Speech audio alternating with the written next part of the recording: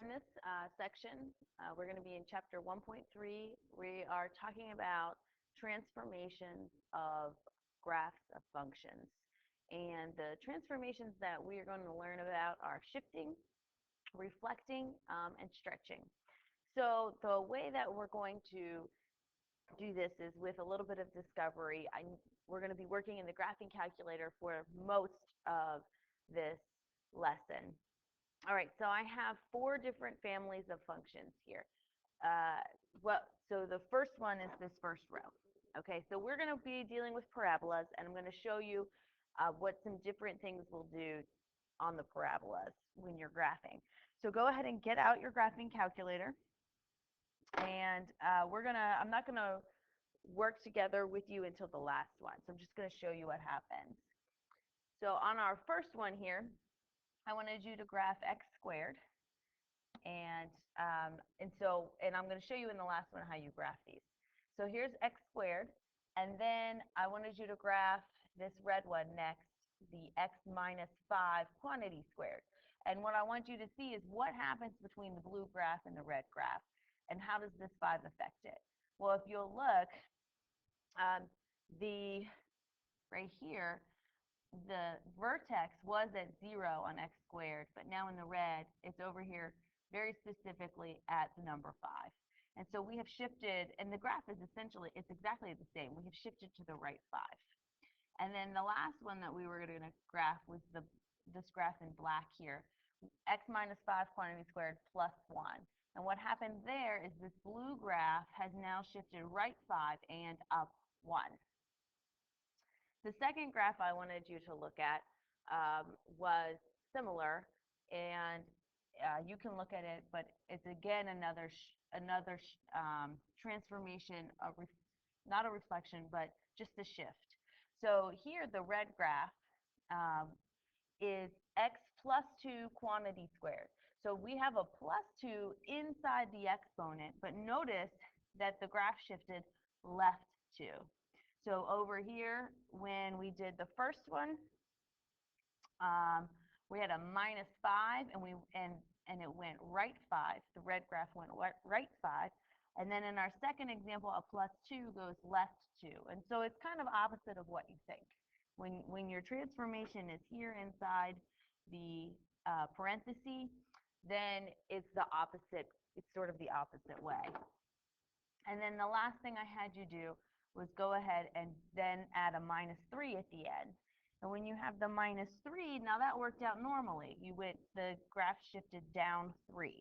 So outside of the parentheses, things are behaving the way we think they should. Inside the parentheses, they're doing the opposite. All right, and then on the third example, we have a reflection. So starting with x squared, that's graphed in the first function spot in blue here. F1 is x squared. Then next in red, I graphed the second function, x plus 1 quantity squared. You can see it went to the left 1. And then finally, the last thing I graphed in black was a negative. See this negative here in the front.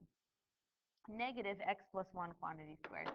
So what happened is I took the old function and I just negated it.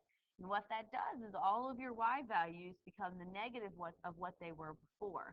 So when I plug 0 into the red function, I got out a 1. So this 0.01 is here. Then in the black function, when I plug in 0 for x, I get negative 1. And so you can see that that flips down to negative 1.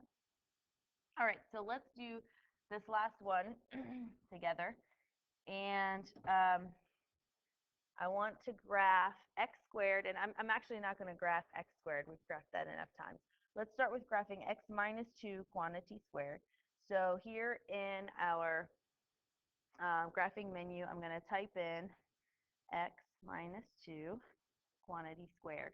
By the way, how did I get here? I just I hit like you turn your calculator on, and you can go to the current page, or you can hit a new document, and then I won't save this. We'll start all over again. And you want to enter a graphing page. And so now I'm going to type x minus 2 quantity squared. And it went right too, just like we thought it should. Then the next thing I'm going to do is I'm going to do something strange here. I want to type in negative x minus 2 quantity squared, but my negative, I am going to stick inside the square. Not like on the third one where the negative was not squared.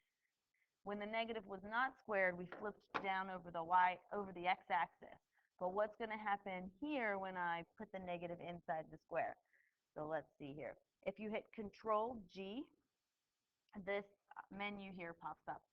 And now I'm going to type in parenthesis, negative, parenthesis, x minus 2. And I want you to close both of those parentheses and square that. And now let's hit enter. Oh, because that negative is inside with the square. It did not change it. Hold on. Okay, we're fixed. What happens, I did too many negatives. So I don't want a double parenthesis there, because what happens is we just square the negative, and if it's a factor, it doesn't change anything. So you actually want negative x minus 2. So we still have x minus 2, but the x is replaced with negative x. That's what I should have done there. X is replaced with negative x. And you can see that this reflected over the y-axis. So if the x inside gets replaced with negative x, we reflect over the y-axis. All right, so back in our notes, we're going to sort of summarize this. All right, so what happens if I have a normal function, f of x? What happens if that parent function, or whatever it happens to be, in this case we did all x squared parabolas, what happens if the x is now in parentheses and it's minus h? This means I'm going to move h units right. So we're going to shift, let me say shift h units to the right, shift right h. So h is the amount that you'll shift right. And then if I add k, and then we're going to go up k.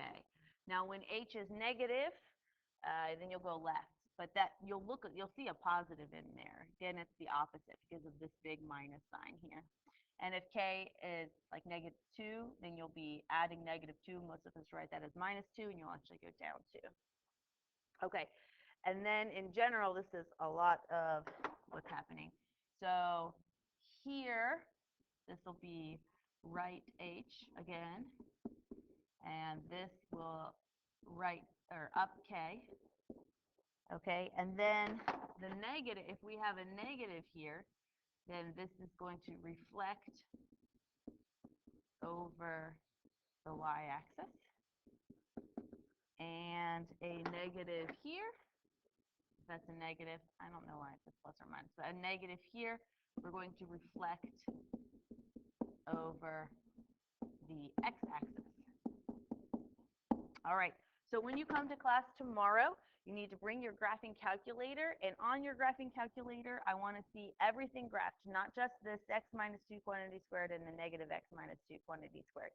So if you have the Inspire, you can save them as different documents like I did here.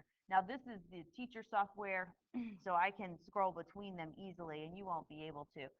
But, I guess you could crowd up your screen a little bit. You could put them all on the same page. Then you would only need one x squared, but I want to see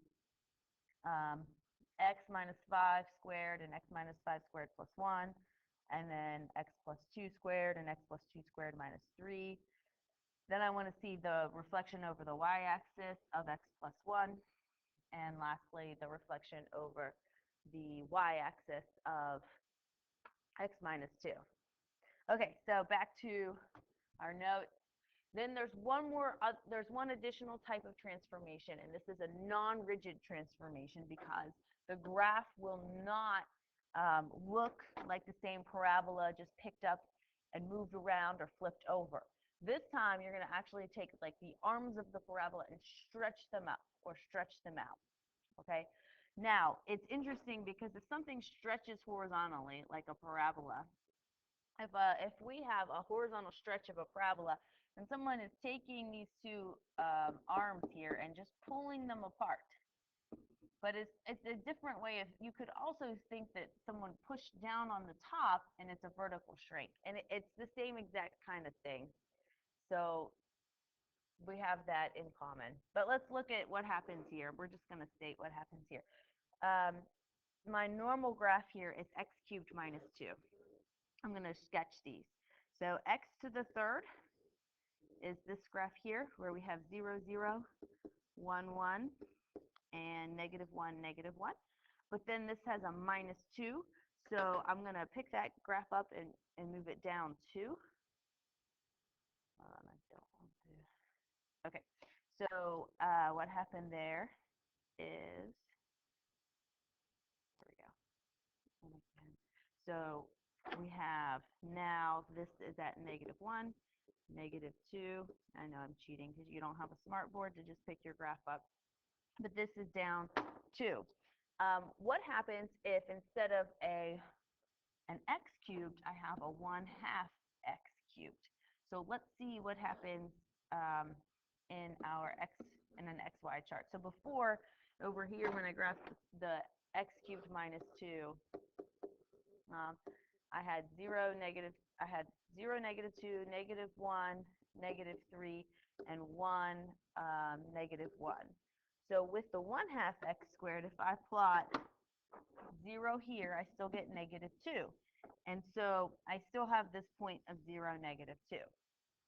Let's start a new graph. That doesn't move. And that central point won't move. But then what happens at x equals 1? And this is not going to be all that pretty, because 1 times a half is a half, and a half cubed is an eighth. And then we're going to have an eighth minus 2.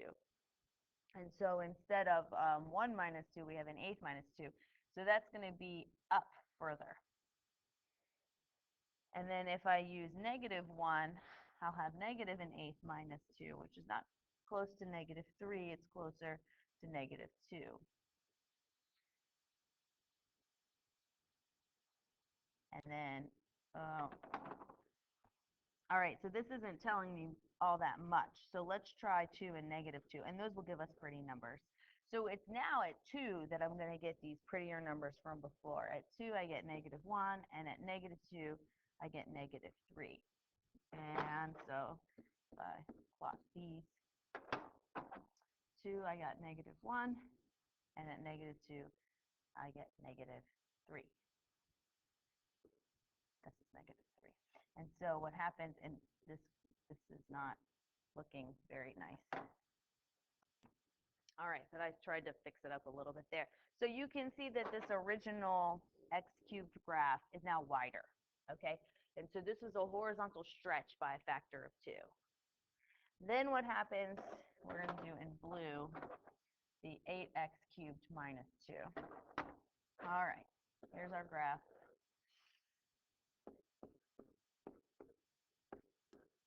I'm going to have to go. Okay, much further, but let's see here. Let's do an XY chart. Now at 0, I still get negative 2. Again, that central point isn't going to change. But then at 1, I'll get 8 minus 2, 6.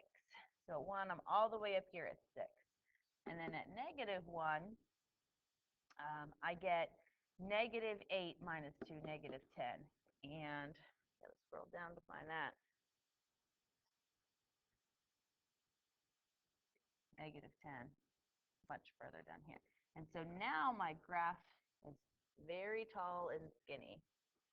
Okay, and what happened here is this is a vertical stretch. Vertical stretch by a factor of 8. And I believe that's all. That's all. So we have vertical stretches, horizontal stretches. But again, let me point out what happened is a horizontal stretch. This is a horizontal stretch. I stretched horizontally by a factor of 2. By a factor of 2. But I ended up dividing by 2 in order to do that. A vertical stretch by a factor of 8 was much simpler because the 8 gets multiplied to the result of what you do to x. Okay.